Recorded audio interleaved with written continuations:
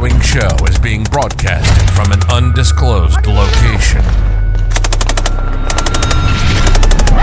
Two former special operators have combined their badassery and now sharing it with the world. They ain't alive no more. All with a beer and a smile. This is the Savage Actual Podcast. And now your hosts, combat vets with 20-plus deployments between the two of them and enough testosterone to operate the power grid of Los Angeles.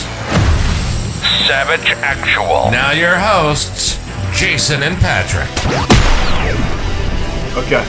What's up, everybody? I'm Jason Lilly, one of two hosts of the podcast Savage Actual. I'm sitting here with my co-host, Mr. What's up, everybody? I'm Patrick Maltrup. Thank you for joining us. And we have a near and dear friend of my heart, a.k.a. The Ghost, a.k.a. Erin Switzer. What's up, man? Hey, what's up, dude? I got to take this stuff off. What's up, dude? Good to see you, man. I'm sweating already. Yeah. No, it's great to be on here.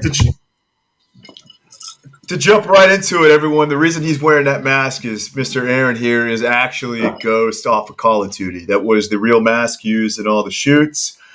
He is the man. He is the model for Ghost, the character on Call of Duty, which I actually played today. So just to clarify right off the bat, just so there's no, people's pains don't get in a bunch of stuff like that. I did like the modeling. I did the what do you call it, trailer, tons of I did the cover for Modern Warfare. Did you do motion capture stuff? No, so I did not do. I've shot some of the stunts and stuff for it, but I have not done the mocap or the voice. So obviously I'm not British, so there's right. Some people. That's right. I didn't even fucking pick up on that, dude. That's hilarious. It's funny because. Not to. I don't give a shit. It's not. That position does not. That character does not define me. So that's not my identity. But it's funny how much that picture that we took here. We actually took it here in Tucson in a junkyard. It's like aircraft. What do you call it?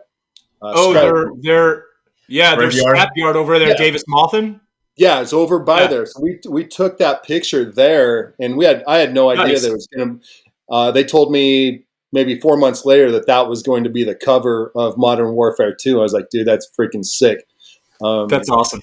But hats off to TAC Gas and Petrol. Those guys, they can make anybody look like a complete badass. So it's is that how the TAC Gas guys are? They got the contract for that, and are they the ones who hit you up for that? Is that how that kind of worked out?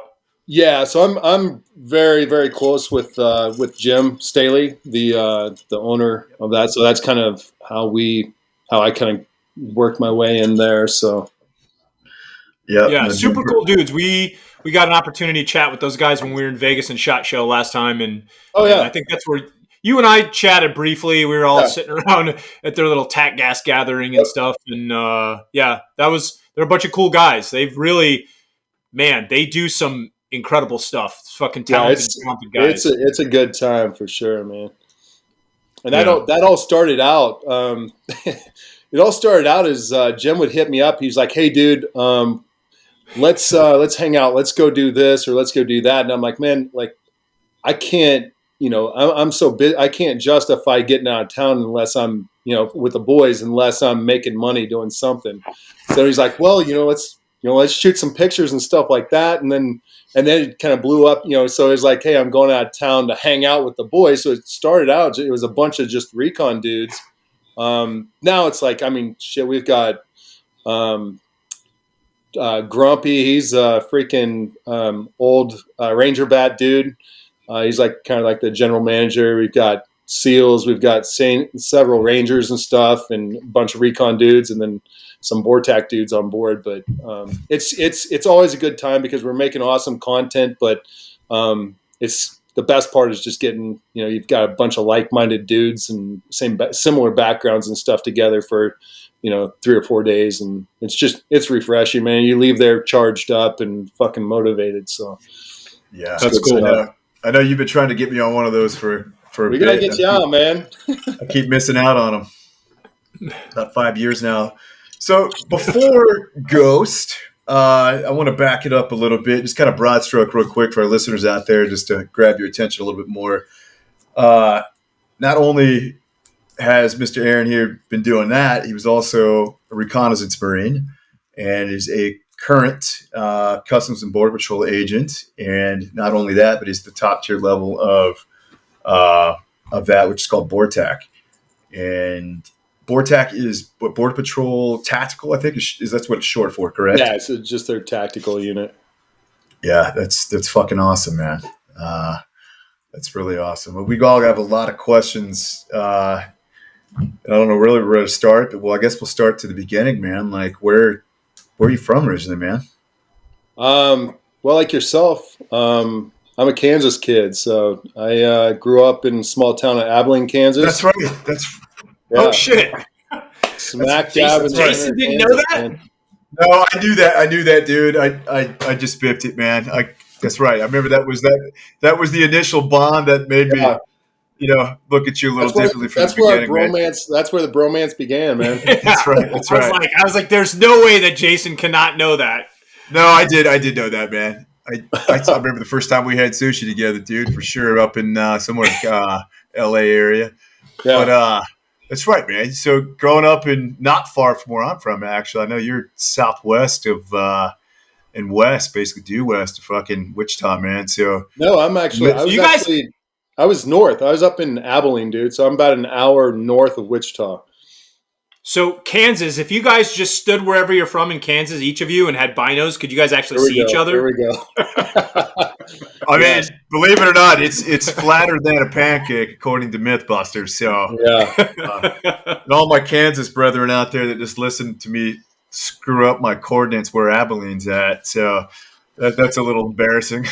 So it's closer to Salina, I guess? Oh, yeah, dude. Yeah, I was born in Salina. It's about 24 miles east of Salina. So it's right on I-70. Yeah. Yeah, just go up past Keachai, further north out of Wichita, all the way up east. Got it, man. Okay. So, what drove you to the military, man? Obviously, we all know that you because I said it, joined the Marine Corps. Why? Was it right out of high school? No, man, I didn't join until I was 24. So out of high school, I moved up to I went to Kansas State for a year.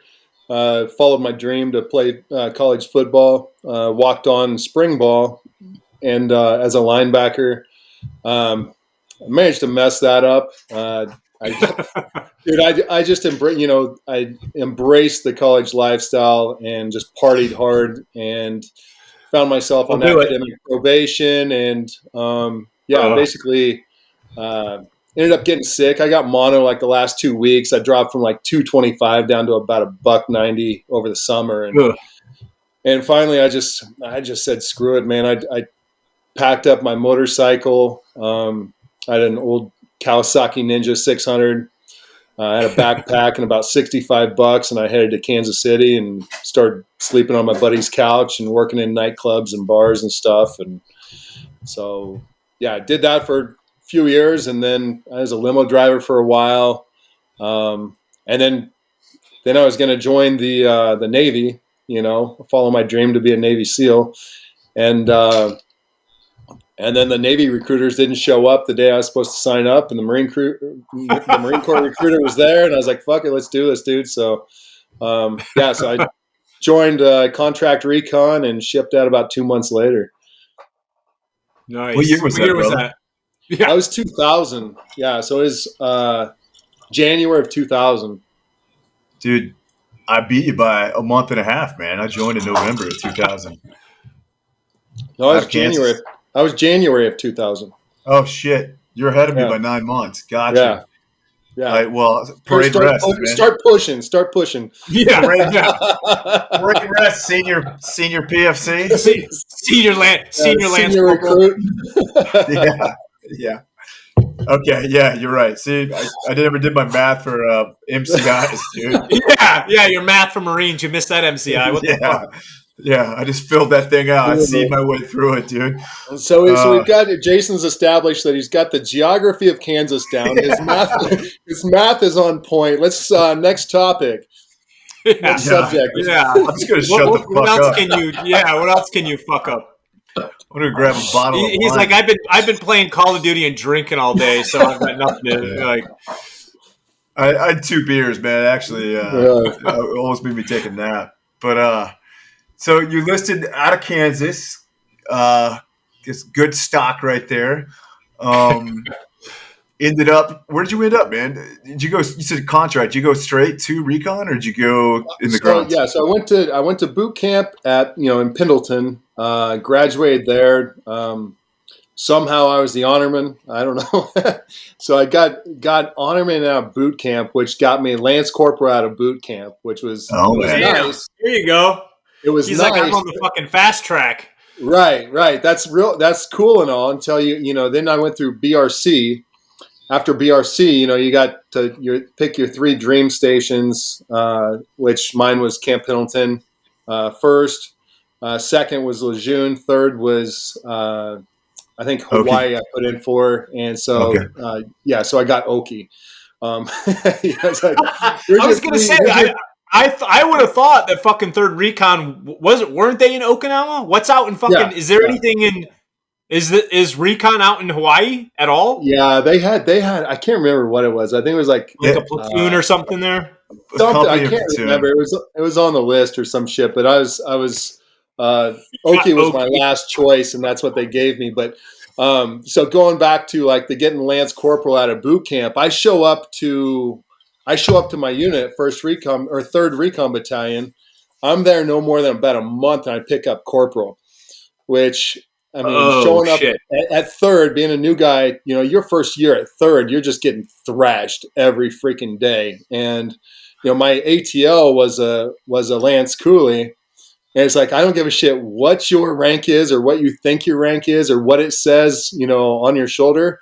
You're still the low man on the totem pole. So I'm a corporal getting thrashed by a Lance Cooley, which is, that's how it is, Game. That's how it is, man. Yep. Yeah, you were out there with some good dudes at that time, man. Brown and Quante and a lot of good dudes, man. Antonik was he was dude just a couple classes below me. God, who else? Dave Caruso was another good dude. What's Antonik's first name? Chris. Yeah, he's the one that he passed away. Yeah, he coined the phrase, what was it? All it takes is all you got, man. Solid. That name is super familiar. Yeah. He's a solid dude, man. Well-respected dude, man. Yeah, he floats around his picture floats around a lot on the web, which is as it should. Huh. But so how long were you there? Like, did you deploy with 3rd Recon? No, I was there for 2 years. I got injured I got injured right when I got there. I completely tore my pec going out of the back of we were doing a cold water amphibious package in Iwakuni, and I slipped going out the back of a 47 on some hydraulic fluid. I fell about 30 feet into the ocean and ripped my pec in half. Fuck. Yeah. Swam, and I had to swim I think it was about 2.5, 3 clicks to shore, and then it was a shit show, man. They kind of misdiagnosed it as a bruised bicep, and then enough time, I kept my mouth shut because that's what you do. And then enough time passed that it was beyond repair, so I never was able to get it repaired, and ultimately found myself being medically removed from the platoon and landed in H&S for a few months, rehabbed there, and then went back to Bravo Company, which pissed off the Gunny and First Sergeant, the captain at in Alpha. But hey, man, they booted me. They could have kept me as their little house mouse or what their equipment dude. They could have kept me around for that, but they kind of kicked me to the curb. So I came back and went to Bravo, and things were great there, man. And all the dudes were great. And of course, I still always got along with all the dudes, Alpha, Bravo, and everything else. So I did 2 years there, and then transferred to First. So I'm trying to figure out again. I know we talked about this too, but we've obviously both forgotten a lot. Where were you when I was at Hanson in 2002? Is where I actually tried out for Recon. I did the indoc at the pool at Hanson in 2002 in Okie. Okay, 2002. The summer of. Yeah, I would have probably. I think that's when I would have been. Yeah, I would have just transferred to 1st Recon Battalion because I went there and I want to say like February or March of 02, I think. Yeah, of 02, I think. Okay.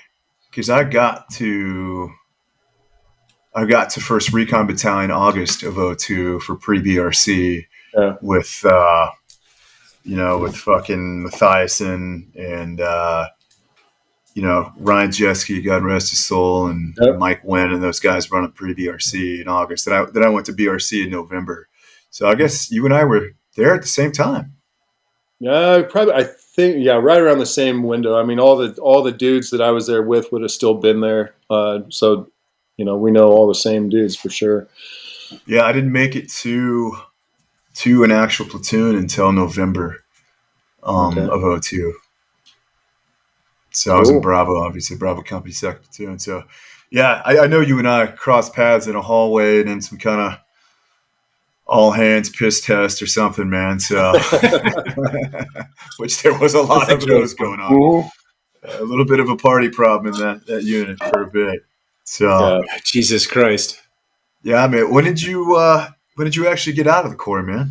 So I got out in I was set to get out in 04. January of 04, and then of course the war kicked off. War kicked off when I was in SEER school, and and then my contract was due up, but then with it's freaking it's game time, so it's like shit, dude. I'm not gonna. I didn't get my shit pushed in for that long to watch all my peers go off to war. So I was able to enlist an extra 6 months to go on the Mew and punch over there with Charlie 2 at First. So we floated over there and touched down in Kuwait, and then went into Iraq from that. Just a while after the push. I can't remember what month it was, but yeah. Who were you guys doing the motorcycle mission? No, we were doing reconnaissance on the Shad al Arab down there southeast of Basra, down Alfa. There was like 6 of us down at it's like a small little British camp. It was all just some little bombed out shit buildings, and we're doing some VBSS stuff down there. So nothing super crazy. It wasn't until I got back and got out that's when the boys went back over, and that's when Fallujah, kicked off, and I missed all that. So dude, that still eats at me. That's one of my biggest, like, I don't know, man. Like, I remember, Cool V, right? Marzi? Of course, man. Vinny. Yeah. So he was my TL, and I remember I was sitting in what is it called, Taps and Tamps or something like that, and I see his face outside the door, outside the window, and he's knocking on the door, and he kind of motions to me. I go out, and he goes, "Hey, man, we're going back over," and at that point, man, I'm so like, dude, I had all my leave was all like, I had my what do they call it, the terminal leave all planned out. I'm going surfing for 44 days. I'm like, I'm out, dude. Like, I'm so checked the fuck out. And he goes, man, we're going back over. We need you. And to this day, man, that still eats at me. Is like the boys went over and got so, y'all got in some like deep shit. And so that's one little thing that still chaps me, but can't do that over. So decisions, man. Yeah. You just like, regret sucks sometimes. Yeah. That very deployment with Vinny is when I met Vinny. So that 04 deployment, he was in my platoon with Matty C. And yeah. I'm going to see Johnny, him here in a couple. I'm going to see him in a couple weeks. Johnny K. Johnny K. Man, solid dude. Yeah, because we lost some guys from our tick that we got in April 7th, so we needed combat replacement. So we got, I think, you remember Bull, Skinny Bull, Triathlon Bull? Yeah, dude. He's like a freaking neurosurgeon now. I heard that. Is that true? Yeah, fact. Not fact. surprising. Smart Not dude. at all. Yeah. So you actually, if you would have stayed in, you would have been in my platoon. That deployment, man. But you end up getting out, dude, and then what's next, brother? I know you got the itch. You got the fire.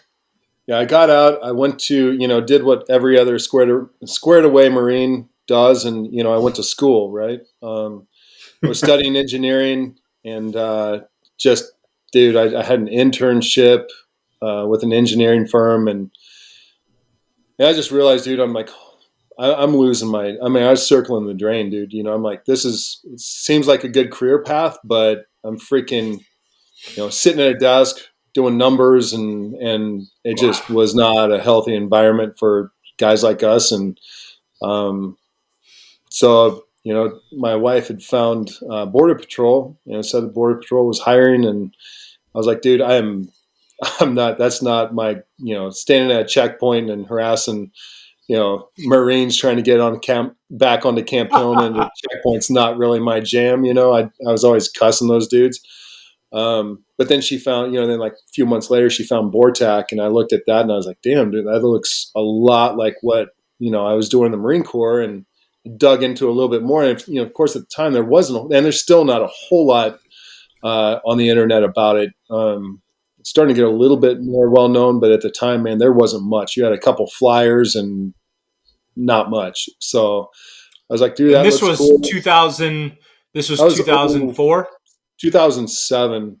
2007. Okay. 2006, 2007. And so I applied and got accepted and went through the Border Patrol Academy, and then I did my time on the line before trying out for BORTAC. But I went into the Border Patrol specifically for BORTAC. That's all I wanted to do. So where'd they send you initially? What was your first post? So I put in for San Diego. It's kind of like the Marine Corps. I put in for San Diego, and they're like, hey, you can you can accept this position in Calexico, California. Or I was like, well, I could just, how about I just wait until San Diego opens? I've been patient. It's been a few years. I can wait a few more months. They're like, well, this is your only offer, and it's basically like a suburb of San Diego. And I lived in San Diego for a couple of years, and I don't recall that suburb, man. So I looked at it on the map. I'm like, dude, that is, that's a shady trick. Mexico, that's like off to the 80s, dude. That's the border. Right? Oh yeah, yeah, 80s. Yeah. It's like the armpit of it's out in the desert, down Cumberland Island. When I was I was in the midst of getting ready to retire, and I had applied for CBP, went through the whole process, polygraph, all that stuff. And they wanted me up in Long Beach. I was living in frickin' Anaheim, Garden Grove area at the time. And I'm like, okay, yeah, sounds good. Went through everything. They accepted me. And I was thinking the same thing because they've got a tactical unit. I was like, I'll fucking apply for that after a couple years or whatever. And then they're like, they called me up and they're like, oh yeah, you're going to be in San Ysidro. Like, I was told I was going to be in Long Beach, and I live in, Anaheim, Garden Grove area. Yeah. And they're like, well, you got to come down here, draw your uniforms and blah, blah. And I'm like, yeah, I don't think so. I was like, no. And they're like, oh, we don't want to lose you. We'll have a recruiter call you back. And I never heard from anybody and I got a new job instantly. I never heard from them. And so I was like, okay, whatever. Fuck it.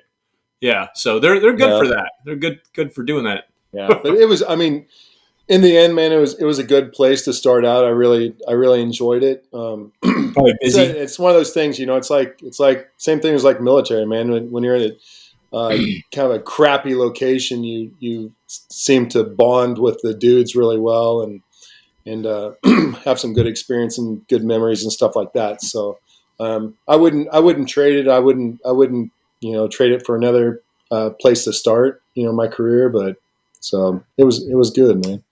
How long were you down? Were you there like 2 years before you could try out?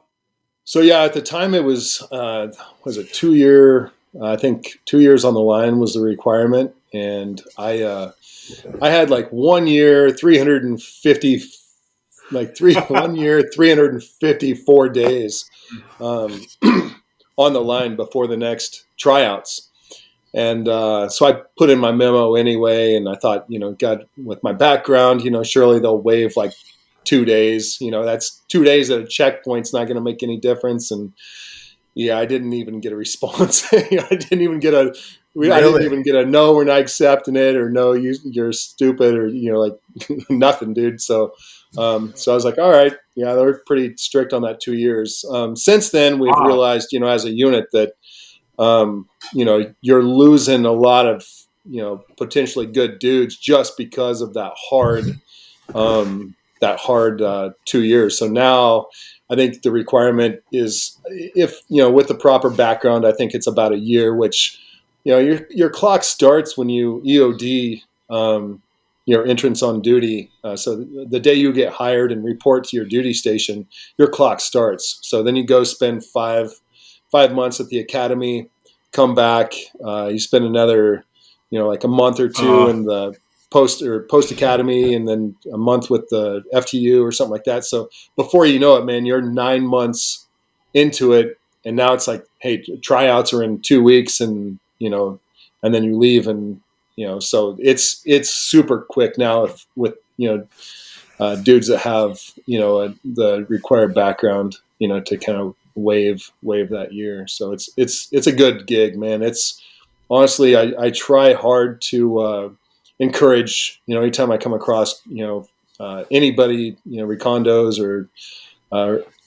any regiment dudes or SEALs or anybody with a background that, or just infantry dudes, whatnot, that are interested, I urge them. It's a great transition because it's very similar, like military type stuff, a lot of the training and whatnot. And you're around a lot of the same kind of like-minded guys and mindset, just getting the job done and stuff like that. So, good dudes. Erin, do you want to talk about what are the prerequisites for anybody that would be interested in going to BORTAC or go into Border Patrol for BORTAC, and then just, hey, what are the prerequisites, and kind of talk about what the mission sets for what you guys are specifically doing? So as far as like prerequisites, there's not really, there's not a hard and fast, like you have to meet this, and this. It's open to anybody and everybody. Now, okay. That's awesome. Some backgrounds, obviously, have the cards stacked a little bit more in their favor because of experience and stuff like that and background. Right. But we have dudes on the team that are most guys. It's like guys have things in common. So there's some traits that we see a lot of are college athletes. We've got several guys that were former D1 athletes. We've got almost every branch of the military. Actually, I think we have every branch, I'm sure. But I work with I've got a lot of Ranger dudes, a few Recondos and stuff like that. But yeah, then you have other dudes that just have no background at all, but they went out and they kind of had what it took, and they were selected and made it through everything, and so. Yeah, as far as missions and stuff like that, the missions, if you could, it's kind of it's kind of a non-traditional kind of SWAT style team. So you do a lot of the traditional urban SWAT, warrant service type stuff, but then you also have stuff that seems a lot, to a lot of people would seem a lot more kind of military oriented, just rural type interdiction stuff. So, we've got, helo operations and vehicle interdictions, warrant service, some undercover stuff, patrol canines, Hearst Operations, the PMO program, which is, precision marksman and observer, the politically correct way of saying snipers. Sniper. And then we have an extensive, a very good breaching program that's been pretty well established.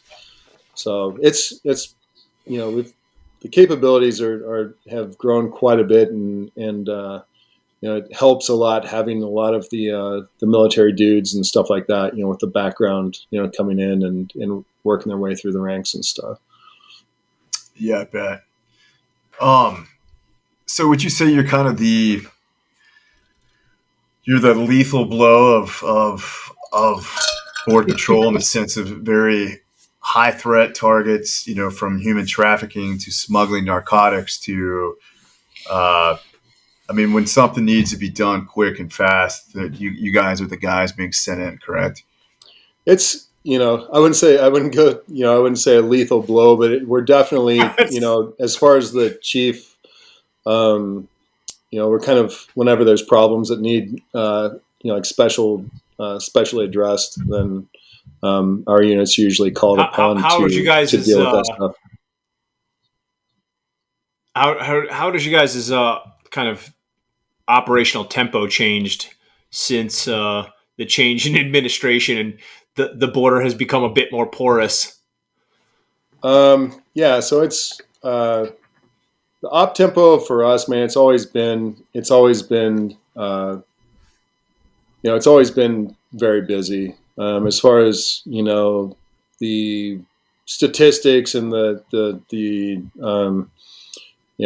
how porous the border is and stuff like that.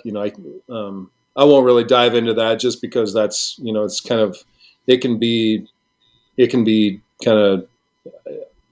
It's tough to kind of really speak on that because statistics can be kind of shifted either way. So as far as us, we're busy no matter what administration's in there. We're busy. Guys are busy. If we're not on operations, you're training or you're assisting, stations with their problem areas and stuff like that. So op tempo is just pretty much nonstop for us and round the clock and, I don't know. Does that answer your question or? Yeah. So you guys know how it was when we were on active duty. You have a rotation, like, hey, this company or whatever might be in the slot getting ready to deploy, and you're in the next one's in a workup, and the other one's in another part of the workup. Do you guys have like that? Do you guys have like 4 platoons, and you guys are in training cycles and workup cycles?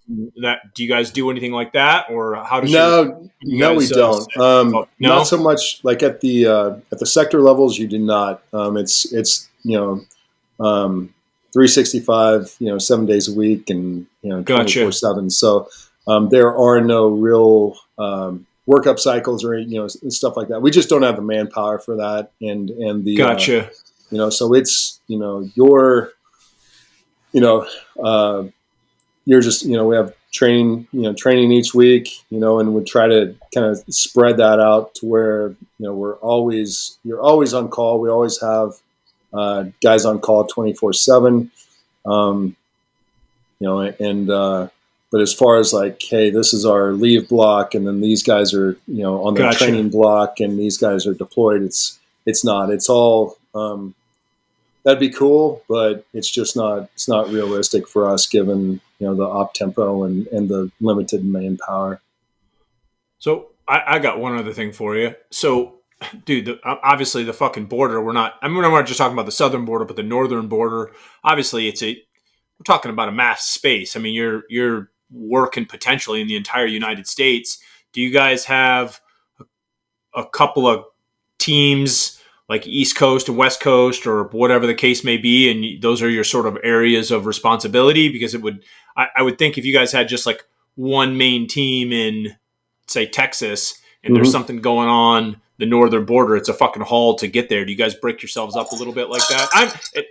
I have zero familiarity how anything runs with you guys. So there's teams throughout. We've got teams from California all the way down to South Texas and some northern border teams as well.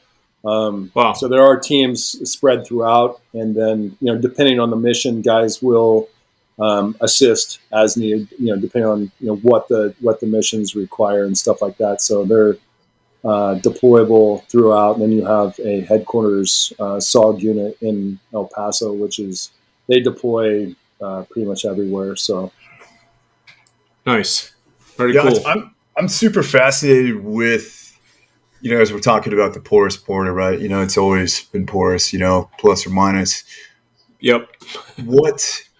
It does change, decade by decade. Like, what level, where are you seeing things currently with the current situation of the cartels, MS-13, with the massive influx of people coming up through Venezuela, South America, funneling up through Mexico into America? Like, what has changed in the last 5 years? I know a lot has changed. Like, what are you seeing on our side of the house, man? For honestly, to be 100% honest, like for us, man,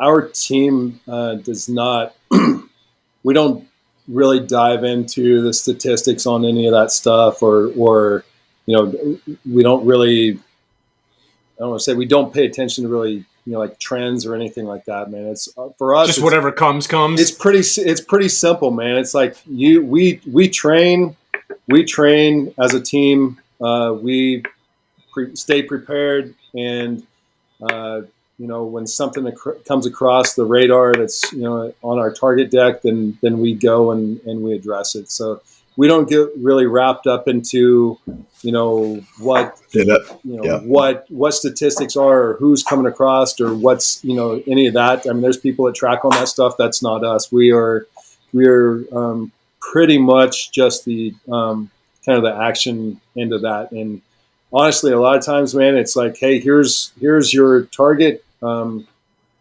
with it. We go address that, finish that, and then move on to the next one. And a lot of times we don't even see what the result is of what we did 2 days prior. So we just kind of, I don't know. It's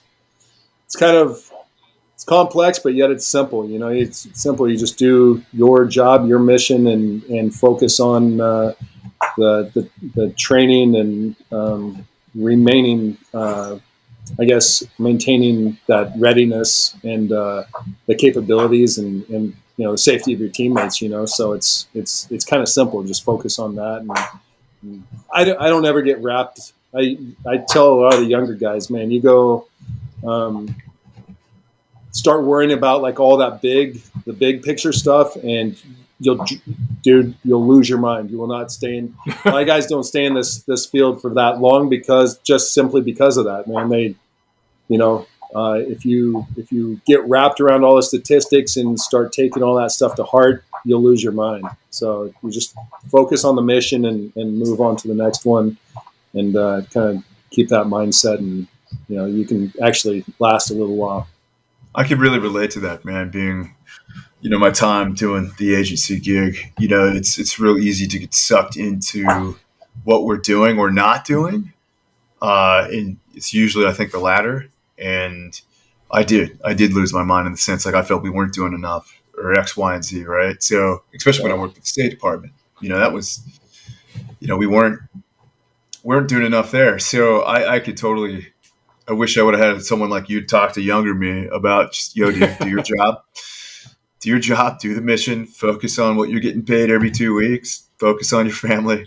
Yeah, there's just, the sooner you realize that some stuff's just completely out of your control, the better off you are. I mean, not to say that a lot of that stuff won't still mess with you, because, we're all human, and you always want to be, you're always looking at something that you could be doing better, but, end of the day, you got to kind of reel yourself back in and reel the other guys in, and, kind of keep your focus on the mission. And some of the missions are, awesome. And it's like, hey, this is awesome. This is what I signed up to do. And some of the stuff, man, it's like, what the hell is this? Why are we doing this? But, it's like, there's just part of it, man. I hear it's a that. roller coaster ride, and you just stay strapped in, man. And it's not for everybody. And soon, the guys that can't, weather the highs and lows, eventually the coaster stops, you get off, and then new guys get on, and the rest of us just stay on the ride, as long as you can. Amen. Amen. Do so speaking on the topic of missions, man, do you awesome missions, do you have any that come to mind that just really stick out of like, this is crazy, this is insane, this is fun? Dude, I was asked on a previous podcast about that, and I was just kind of like, at the time I couldn't think of anything, and I'm like, then after we got off the air, I thought about, it was just, I just went down the line of a lot of them, because we're so used to it, it's I'm not tooting anybody's horn or anything like that, but it's just, we're so, all of my peers, all of my friends are, for the most part, are on the team, and we're around each other all the time. And it's just, how it is. I mean, like, that's the norm. That's normal to you. And it's not until you get out and get around, like other people that, normal people that aren't doing that stuff, that you realize, like, yeah, your Tuesday is a little bit different than their Tuesday, or whatnot. Yeah. So, as far as like crazy, like wild missions, there's, I guess, to a lot of people, there'd probably be countless things that we've done that would probably be pretty exciting. But I don't know, man. We've done a lot of warrant services, a lot of rescues that have kind of, a thing that a lot of people don't see is, a lot of the aliens, and the trafficking going on, stuff like that. A lot of these aliens are coming across, and they find themselves in these stash houses and whatnot, and then they end up being exploited by whatever entities, and they're locked in these houses and stuff like that. So some of those have been pretty rewarding, as far as like getting into some of these houses and pulling out a large number of aliens that the aliens don't have, those ones don't have malintent or anything like that, but they're being basically held against their will and stuff like that. So that's rewarding, because at the end of the day, everybody's freaking human, and you're seeing other people that, yeah, they're here illegally, but they're being held against their will and stuff. And so being able to get them, I don't know, I guess, if you'd say justice or whatever, but at least freeing them and getting them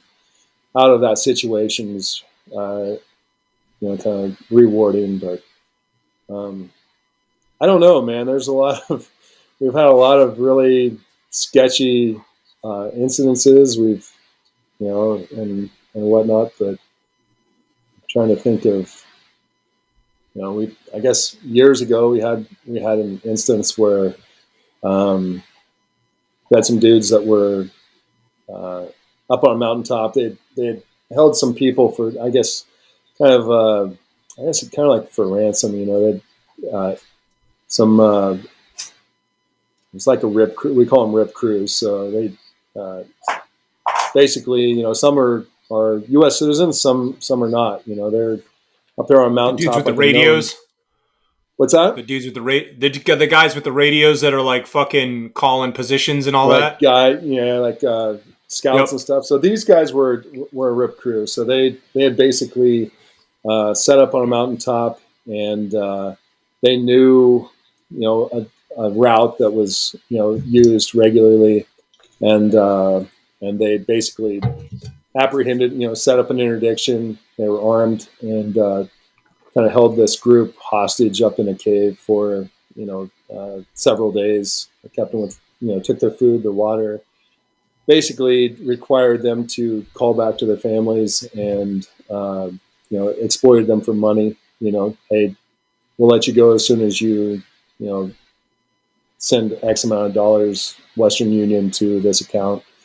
And then once they did, they released them, barefoot through the mountains, and people walked, I don't know, it was like a day or something like that, and wound up being found. But we got that call late at night. We had an entity that saw them on top of a mountain, and so we got the call, got on the Blackhawk, and kind of moved to the target, and just kind of landed the offset of the X, just maybe 50 yards, moved in on them, and dudes fled. One of my teammates tackled the one dude, and then two of the armed dudes fled. They just basically jumped off this cliff, which how they survive, they do that every time, and they somehow survive. But they just go, oh man, the footage, ISR footage of it, and the dude's like just tumbling down the hill, gets up and just continues running. It's like, dude, if I trip, if I stub my toe, I'm like out for 2 months, But these dudes were just, eventually we ended up catching them all and stuff, and linking them to with some evidence and stuff back to the group, and it worked out, and dudes got prosecuted really good. So that's one that stands out. That's one that I have always been really proud of, and proud of our guys for. And we've had a lot of the team. Recently has had a lot of really good missions that have made national news. I haven't been on some of the recent the nationally recognized ones with the. I think God, it was just like a couple weeks ago. They tracked down one of our teams tracked down this. There's like a prison escapee. Of course, you had the riots up in Oregon that a lot of our guys were tasked with, and then some other escapees that flee into the woods and stuff. We've been getting a lot of those calls nationally. That's kind of the tactical tracking is kind of our kind of one of the big skill sets that our team focuses or excels in. So we feel a lot of calls, with other agencies for that. Yeah. Yeah. I had actually worked with some of those guys right when I got off of active duty. I had taken a contract with Combat Hunter. I don't know if you're familiar with that. Yeah. So we actually we were west of Fort Huachuca, right along the border there. And a couple guys from BORTAC came out, and we were doing some stuff, some tracking off of horseback with those guys, doing a little bit of instruction, and they were sort of talking to us about the stuff that they do. And, just going through there and see these dudes, we were calling them fucking sneaky boots, their boots and all that shit that they leave behind. And we were running drones across the board. It blows me away at some of the points along the border where there's like fucking like a tetrahedron with a fucking train track or whatever, like, and you could see where people like back a truck over and dudes are like, I mean, it's insane. But that's what the Border Patrol guys there were talking about, the American citizens that sit up on the fucking hillsides with radios, and you're just like, you've got to be kidding me. It's insane. But man, yeah, I got a lot of respect for what those guys do out there, especially when they're just like, oh yeah, we're like 1 or 2 agents for 6 or 8 hours by themselves. That's insane. I got a lot of respect for those guys. I've got, like you always have family and friends that are worried about like me, like, hey, we worry about what you do and stuff like that, and how dangerous our job is and stuff. But man, honestly, like, I feel pretty safe. Anytime I go anywhere, I've got a well-trained, well-equipped team with me. It's the regular Border Patrol agents that are out there. Like, seriously, man, like some of those dudes out there by themselves, 30 minutes from their nearest backup, by themselves on the mountaintop at, freaking 2:00 in the morning, tracking 20 people. It's like, dude, that's wild. No, that's ballsy. The stuff we do is high risk, but we bring a lot of assets. I bring a lot of ass, and anytime I go anywhere, it's like I've got a lot of boys, a lot of hitters with me that I'm rolling in with. So we're rolling in deep, and a lot of those the regular Border Patrol agents, man, those guys are the guys that are out there freaking guys and gals are out there getting a chunk, and they're they're a lot of times by themselves, man, onesies and twosies, and yeah, that's some sketchy stuff there, you know. So hats off. That's hats just off crazy. To my do you know out there? You know, you wouldn't happen to know Jim Grasky, do you? Yeah, he's you know Jim, tracking dude. Yeah, I did his course. I did his course like way back in like, dude, what was it, like 2009 maybe 2000, yeah, somewhere around there. Yeah, that's we went. That's we were on that. That's what I figured. Training. That's what I figured when you said that. Yeah. He's been around a while. Super interesting guy. That's I was telling Jason. I'm like, we gotta talk to Jim. That guy's got some crazy experience, but he's getting a little old. Super nice guy and crazy experience. But yeah, we went out there. We were doing some stuff with him, and he was cool. He's got a ton of contacts. Obviously, he's been retired from the Border Patrol a long time, and just a great guy. But yeah, I want to say he was like BORTAC, I think class 1 or something like that. I want to say he was one of if not class 1, he's one of the first classes for sure. Yeah, that guy, former freaking SF dude, Vietnam, came back to the United States, was a Air America dude, dropping shit off in Central and South America, then basically wrote the curriculum for smoke jumpers, became a smoke jumper for years, then joined the Border Patrol. The dude's, he's just, like, holy shit, this guy's insane. Yeah, definitely have to get that dude on here. Wow, I didn't know that. Yeah. He's getting a little older. I was gonna say he's got to be pretty old because he's 2009. I remember. I was like, damn, this dude's, So he's. Dude, this was like 2000, and this was like 2000. I want to say 18 or 18, maybe end of 18. We went out there and did that stuff, and it was funny. We're actually sitting in like their little ranch house, and Jim's sitting there in the morning with a fucking coffee. I know the exact one that you're talking about. Yeah, and he's like, he falls asleep with a fucking coffee in his hand at like 6 o'clock in the morning, and his coffee's just like tipping.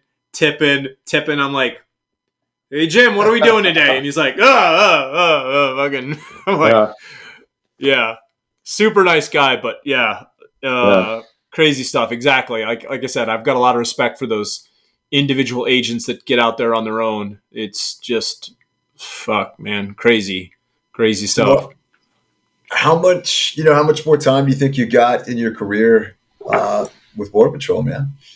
So I think I've got about 4 years left. I can punch out at 4, I believe, if my calculations are correct. And I don't really, dude, there's guys that know, they could tell you down to the hour how much time they have left. That's kind of sad. I'm telling you, it's ballpark somewhere around 4 years for me, roughly. And and they, of course, I'm assuming, add your military time in there, right? Or so that just goes towards your vetting. So that doesn't get me out 4 years earlier. That just means that I'm 4 years more vested if you buy your time back. So that's it doesn't get me out any earlier. But I don't. I don't like to. I don't have a date. I just. Man, like I said, I'm pretty simple in that aspect, and that I just take it one day at a time. Today, man, today's mission, and like what we're doing. I don't really. I don't sit there and dwell on. What's 4 years ahead. I mean, shit. We've been around enough. We've seen how quickly shit can change. 5 minutes from now, and the environment and the world that we live in, and this profession, that tomorrow's not guaranteed. So why dwell on 4 years from now? I focus on today and today's mission and the fellas and being safe and staying well trained and staying sharp. Yeah, absolutely, man. So obviously, fitness is massive to you, man. Would you say that's kind of across the board at this level? I mean, obviously, it's very soft-like compared to the DOD. I mean, do you guys have regimented time for fitness? Is there, or is it just when you can squeeze it in individually, I guess? Yeah, big boy club.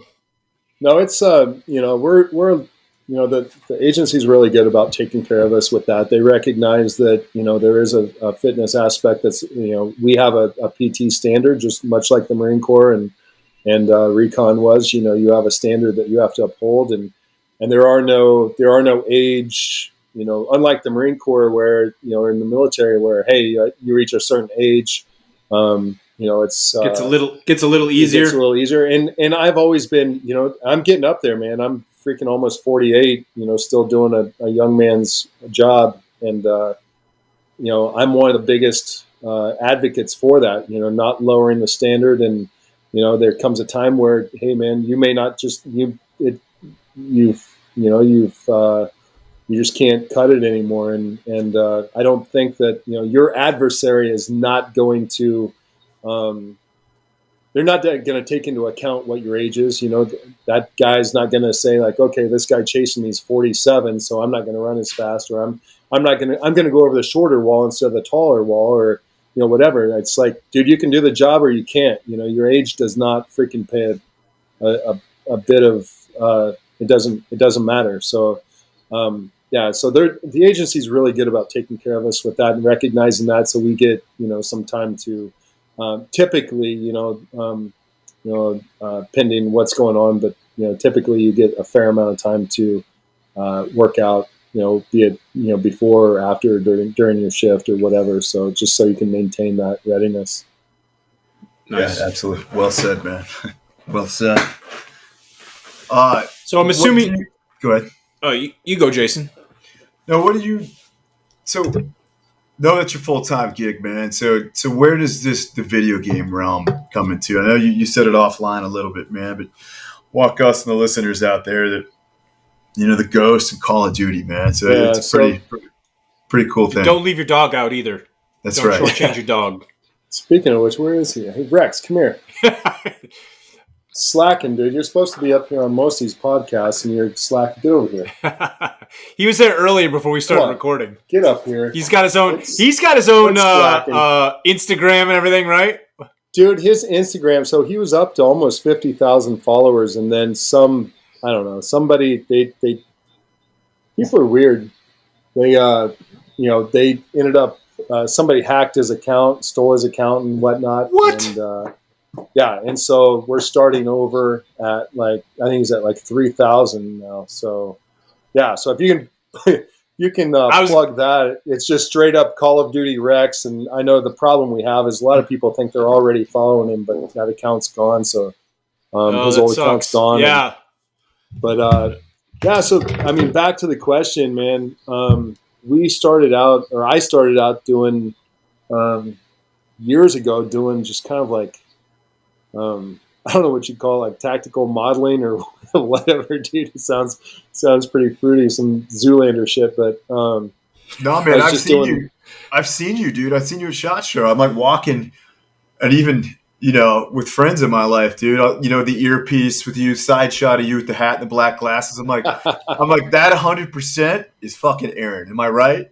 I'm right on that. I don't know. So I started doing that years ago with Patriot Ordnance Factory and Frank DeSoma. Man, God rest his soul. He's most patriotic American I've ever met, hands down. But he got me. He saw one of my. We did apocalyptic family photos, and he saw that, and he's like, "Dude, I need that model to be my Patriot." For his company. And so I was like, dude, screw that, dude. And I don't know. Do you remember Jason Swore? Of course, El Sworo, man. We're going to get him on here.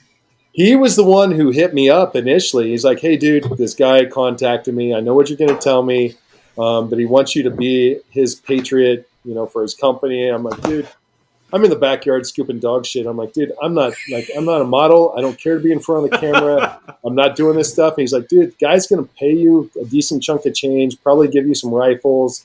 All you got to do is hold this flag, dress up like a patriot. And I'm like, dude, I'm in. Let's do it. You're like, carry around a flag cooler, put on some flag shorts. Well, at the time, I didn't have, I had my issued weapons. I didn't have any of my own. I think I owned like a Glock 22 or something like that. But I didn't have any, of my own personal, weaponry. So I was like, dude, an opportunity to get some of his badass rifles. And so I did that. And then one thing led to another. And then I started doing it for other companies. And then, Jim stood up TAC Gas, and that took off. And then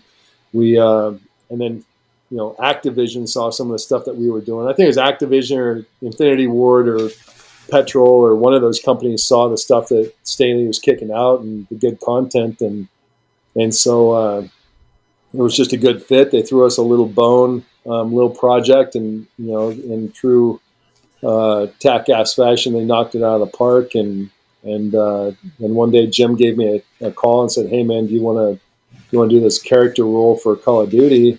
And I was like, "Hell yeah, dude!" And then he told me what it was. I was like, "Yeah, all right, cancel all the plans. We're going to do that." So that's kind of how that happened, and it's been a cool ride.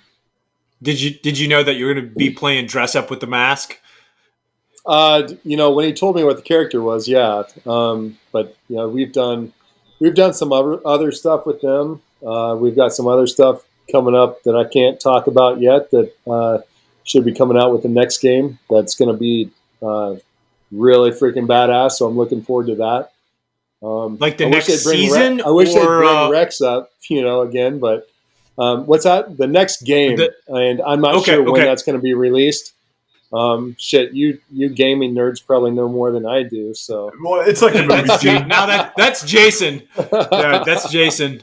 Well, we've done some military consulting, man, and it, like anything, it takes years to work on it before it's released. Yeah. I mean, I've shot content for that game that didn't surface until a year and a half later. It's crazy. Thanks, Rex. I love you too, bud. Yeah.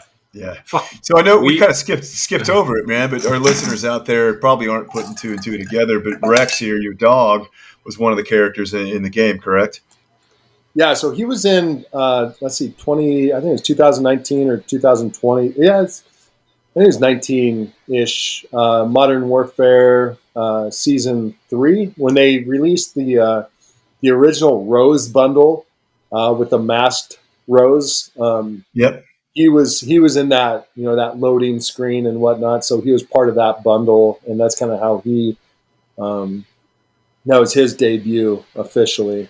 And if I recall, he was like a finishing move, like he got to bite the neck out of somebody, correct? Yeah, that was part of the little bundle, the thing at the time, the bundle or whatever. So yeah, that's hilarious. Yeah. Now has all that gone to his head, or is he still a pretty normal dog? Dude, it's totally gone to his head. I mean, he's the most, freaking flamboyant, I can't get him to do shit anymore, man. This has been Savage Actual. Jason and Patrick are two former special operations guys who interview interesting guests who talk about video games, airsoft, and military subjects. Basically, they drink a lot of beer, talk about shooter games, and have fun. What's not to love? We hope you've enjoyed the show.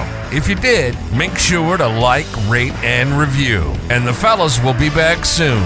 But in the meantime, find them on Twitter, Instagram, Facebook, and YouTube at Savage Actual. Y'all be cool, and we'll see you next time.